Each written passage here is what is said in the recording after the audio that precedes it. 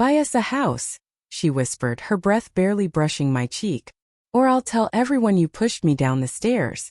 That's why I lost the baby." My fingers tightened around the clutch in my hands. The organ began its soft swell behind us, the start of the wedding march. I could see Ethan waiting at the altar, smiling nervously. Jessica's face remained poised, practiced soft for everyone else. But I had seen the teeth behind it. She turned from me as though nothing had happened and walked down the aisle with the grace of someone utterly untouchable. I didn't follow. I stayed in the hallway, the heavy oak door still open behind me. My heart beat in my ears, not from panic, but from the stillness after she said it so easily, like a line from a script she'd practiced. The accusation didn't matter to her. The baby didn't matter. I did. I mattered only as an obstacle 3 weeks ago, when the wedding planner told me I'd be seated near the back by the kitchen. Not even with family. I thought maybe it was a mistake. I was embarrassed, of course, but I convinced myself they were just overwhelmed, busy, distracted. Now I could see the shape of the whole thing. This wasn't thoughtlessness. It was strategy. They didn't want a mother at this wedding. They wanted a property owner out of the way. I stepped into the chapel, keeping to the far wall. I didn't sit. I didn't blink. I watched as Jessica took her place beside my son. I saw how Ethan glanced toward the crowd but didn't look for me. Maybe he already knew where I'd been told to sit. Maybe he didn't ask. The priest cleared his throat. The hush settled in. I slid one hand into my clutch and felt the edge of the recorder. Not to press it. Not yet, just to remind myself it was there. Just in case the lies got louder than the silence, because this time I wouldn't be folding my hands. The first time Jessica asked about the house, she said it like a joke. "Do you think it's still up to code? These old homes can fall apart without warning." I laughed politely, assuming she was making small talk, but the questions kept coming. What kind of foundation was it? How big was the backyard? Had I ever thought of moving closer to town? At first, I answered without suspicion. Then came the day she asked if I had a will. Ethan was sitting beside her on the couch, scrolling through something on his phone. He didn't even glance up when she asked it. I remember pausing, then changing the subject. Weeks passed. The air between us thinned. Jessica grew colder in small, deliberate ways. A smile that didn't reach her eyes. An invitation rescinded with the phrase, "Just immediate family." Then one evening, Ethan came over alone. He brought takeout, left his shoes by the door like he always had. We sat at the kitchen table. He didn't touch his food. He looked tired when he finally said, "Would you ever think about downsizing, Mom? I mean, the place is too much for you now, right? It would be a big help for us. A real head start." I set my fork down. Not harshly. Not loudly, just down. "No," I said. He nodded, not even surprised. And from that moment I knew it hadn't been his idea. Jessica stopped texting me after that. No more forwarded links to wedding venues. No more friendly check-ins. Just radio silence. That house isn't just where I sleep. It's where I rebuilt myself after Theo died. Where I sat on the floor for hours, too broken to eat, and later planted daffodils because I needed something to bloom. They saw square footage. I saw 20 years of survival. A week later, the rehearsal dinner invitation arrived. My name was spelled wrong. The envelope was addressed to guest. And that's when I noticed something else was missing. The estate was vast, too vast for anything to feel personal. Rows of white folding chairs lined the lawn, and lights dangled from the trees like something out of a catalog. Everything was staged, even the smiles. A teenager handed me the printed program when I arrived. I scanned it, expecting to see my name near the top. I wasn't being vain. It was tradition. Mother of the groom, a small acknowledgement, a line of ink, but it wasn't there. Jessica's mother, Susan, was listed, her father, her cousin officiating. Even their family dog had a role, but nothing for me. I found Jessica near the flower arch. Her lipstick matched the rose in her hand. "Oh," she said after glancing at the program. "Must be a formatting thing. Sorry about that. But you're here, right? That's what matters." I nodded. I didn't trust my voice. Ethan came up behind her, kissed her cheek, and gave me the same tired half-smile he'd been using for weeks. "Don't overthink it, Mom," he said, like I'd imagined the omission. I found a seat at a small table near the coat rack. Everyone else was grouped by relation. Mine had no name card. I picked at my food. No one spoke to me. Then Jessica stood, glass in hand, to give her toast. To the family we choose, she said, looking straight at her bridesmaids. To the people who support us no matter what, who don't make things harder. Laughter. Applause. Ethan raised his glass too. I folded my napkin into my lap. I didn't clap. I didn't blink. But something shifted. There was no formatting error. No oversight. No misunderstanding. I wasn't forgotten. I was removed. Later that evening, Susan thanked me for coming. She called me Carla. I didn't correct her. On the way out, I passed by the seating chart. I wasn't on it either. That's when I called Maya. And when she picked up, I asked a question I hadn't dared before. I arrived at the church the day before the wedding just after noon when the florist was still unloading crates from the back of her van. I told myself I was there to drop off the card box I'd promised to lend them. But really I wanted to see for myself. The seating chart stood propped on an easel near the front doors. Calligraphy on linen paper framed in gold. I scanned the names slowly. Bridesmaids, groomsmen, parents of the bride, extended family. No mention of me. Not even mother of the groom. I found the coordinator, a young woman named Trina, with a headset around her neck. She looked startled when I asked about the chart. "Oh," she said, flipping through her clipboard. The bride requested some adjustments to the layout. I was told not to complicate things by removing my name. I asked her and her smile faltered. "I just follow what they send me." I thanked her and left. At home the phone rang just after 5. "Ethan." "Hey," he said, voice tight.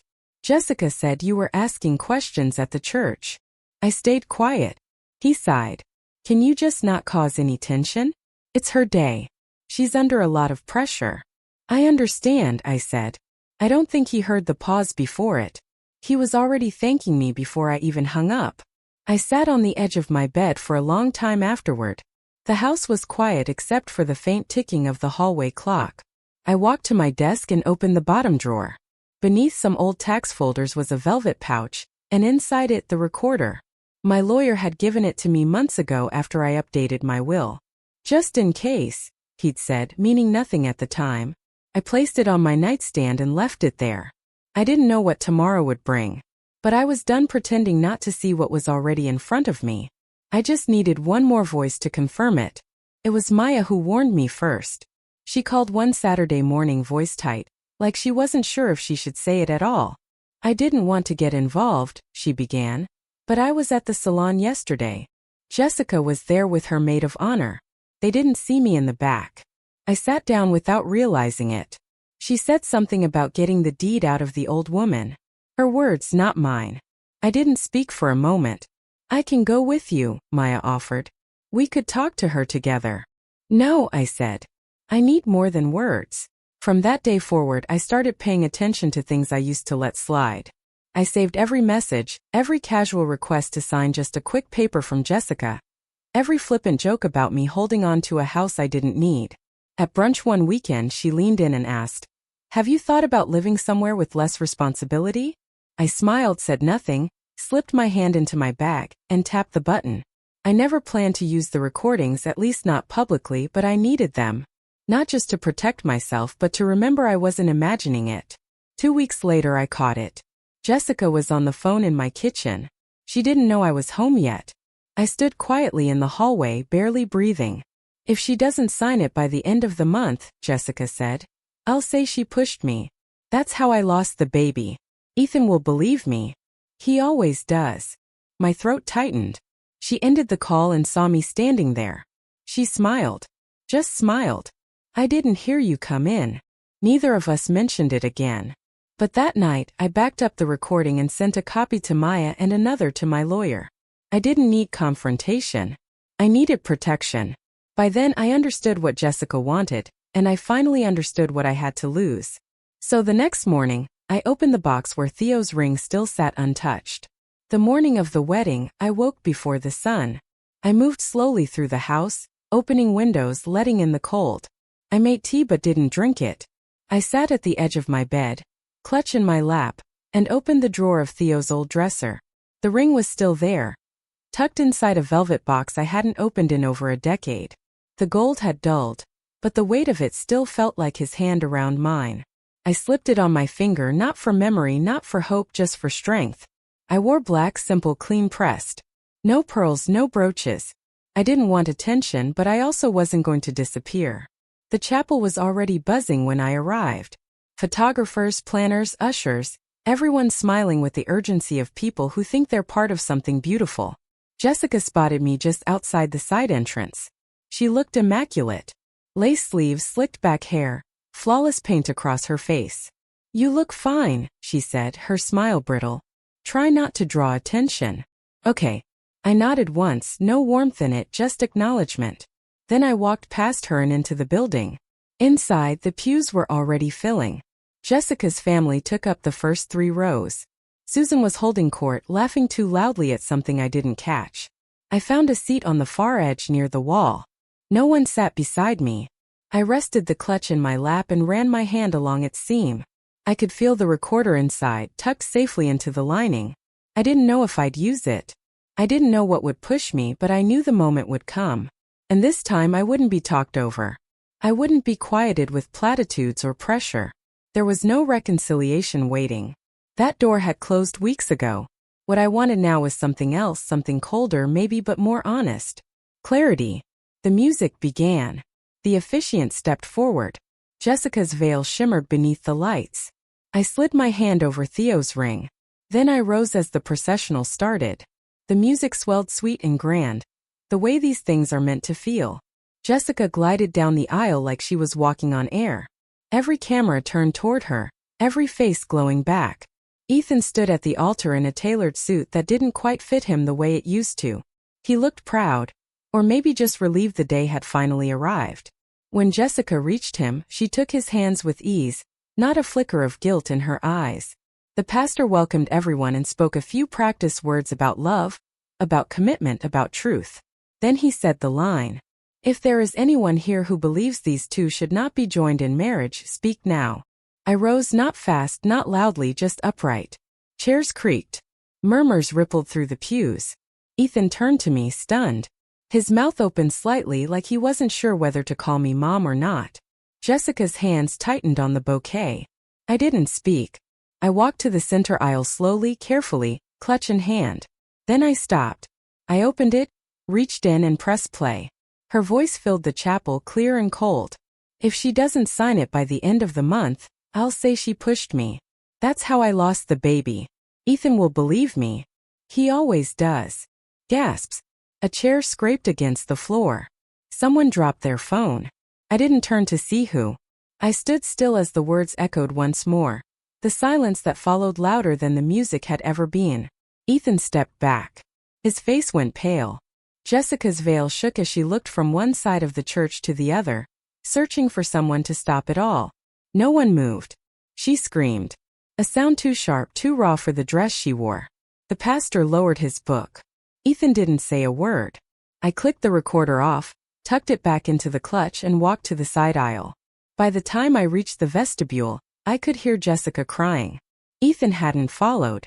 The sanctuary emptied faster than I expected. No music played this time, just hurried footsteps, lowered voices, the scraping of chairs as people stood and avoided my eyes. The ceremony never resumed. There was no announcement, no official word. Just the slow unraveling of expectation until even the decorations looked absurd. Jessica had vanished down the hall, her dress dragging like a ghost behind her. Ethan followed after her. Not a word to me. He didn't turn his head, not once. I stayed in the pew, the last row this time, where no one would bother asking if I needed anything. Someone finally came by, an usher. I didn't know to ask if I'd be needing a ride. I told him I had my own car. He didn't look at me when he nodded. The chapel grew quiet. I sat for a while longer, hands folded, watching the light change through the stained glass. It didn't feel like a victory. It didn't feel like anything at all. Later that night, I turned my phone back on. There was only one message from Ethan. "You ruined everything. I don't care what she said. You embarrassed us." I read it 3 times, each time slower than the last. There was no mention of what he'd heard with his own ears. No shock, no apology, no grief, just that word us, as though he still belonged to her even after everything. I didn't reply. I didn't write a long explanation or send him the full recording. I didn't offer context or plead for understanding. I held my thumb over the screen, tapped once, and watched the message disappear. There was nothing left to explain. I closed the phone, set it down on the counter, and poured a glass of water. Outside, the wind picked up. The daffodils in the garden bent slightly but didn't break. The next morning I called my lawyer, not to ask, just to confirm. The trust papers were ready. The deed would be locked down, and Ethan's name would be nowhere near it. 3 weeks passed without a word from Ethan. Not a call, not a knock at the door. The silence didn't ache like I thought it might. It simply settled in like dust on furniture no one used anymore. I changed the locks the second Friday after the wedding. The locksmith didn't ask why, just did his job, handed me the new keys, and thanked me for the tea I didn't remember offering. That afternoon, I signed the final set of documents. The house now sat in a trust, protected, private, untouchable. Ethan's name had been removed from every page. The lawyer didn't blink. He'd seen worse. I didn't feel triumphant. I just felt clear.